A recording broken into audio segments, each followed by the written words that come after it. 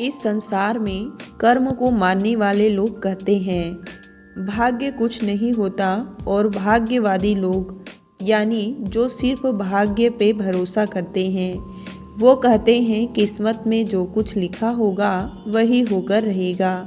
अर्थात इंसान कर्म और भाग्य इन दो बिंदुओं की दूरी पर घूमता रहता है और एक दिन इस जग को अलविदा कह चला जाता है।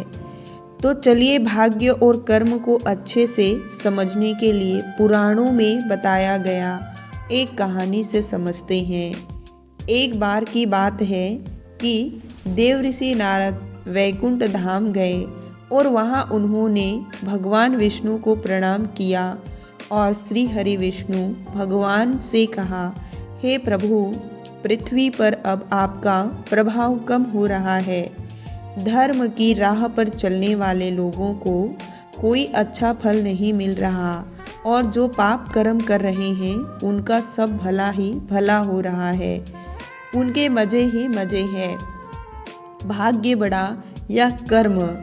तब श्री हरि विष्णु भगवान ने कहा, ऐसा नहीं है कि नारद, जो भी हो रहा है सब नियति के कारण हो रहा है। नारद बोले, प्रभु, मैं तो यह सब पृथ्वी लोक देख कर आ रहा हूँ।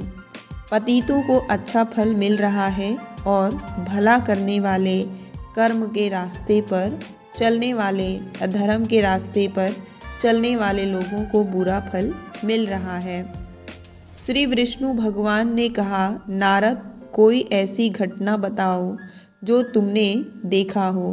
तब नारद जी ने कहा, अभी मैं पृथ्वी लोक के इस जंगल में से आ रहा हूँ। मैंने देखा कि वहाँ एक गाय दलदल में फंसी हुई थी। कोई उसे बचाने वाला नहीं था। तभी एक चोर उधर से गुजर रहा था। वह चोर गाय को फंसा हुआ देखकर भी रुका नहीं, बल्कि वह उस पर पैर रखकर दलदल से लांघ आगे निकल गया। आश्चर्य तो तब हुआ जब आगे आकर उस चोर को सोने की मोहर से भरी एक थैली मिली। थोड़ी देर बाद वहाँ से एक वृद्ध साधु जहाँ गुजरा। उसने एक गाय को दलदल से फंसा देख उसको बचाने की पूरी कोशिश की।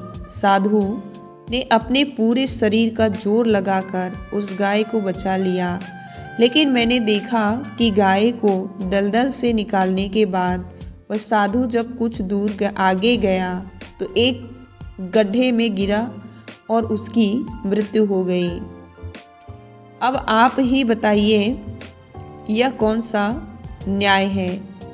देवऋषि नारद की पूरी बात सुनने के बाद ही श्री हरि बोले, यह तो सही हुआ नारद। जो चोर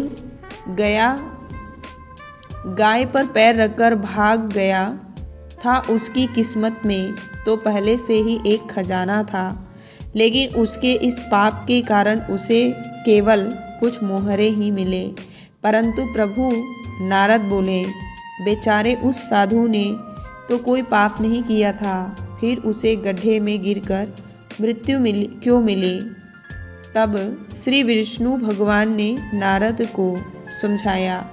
नारद, उस साधु को गड्ढे में इसीलिए गिरना पड़ा क्योंकि उसके भाग्य में उस समय बहुत ही कष्टदायक मृत्यु लिखी थी, लेकिन गाय को बचाने के कारण उसके पुण्य बढ़ गए और उसकी मृत्यु एक छोटी सी चोट में बदल गई, जिससे उससे मृत्यु के समय बहुत ही कम दर्द का आभास हुआ और वह स्वर्ग के भागी बना। अब नारद जी संतुष्ट थे। इसीलिए इंसान के कर्म से उसका भाग्य तय होता है। इंसान को कर्म करते रहना चाहिए क्योंकि कर्म से भाग्य बदल सकता है।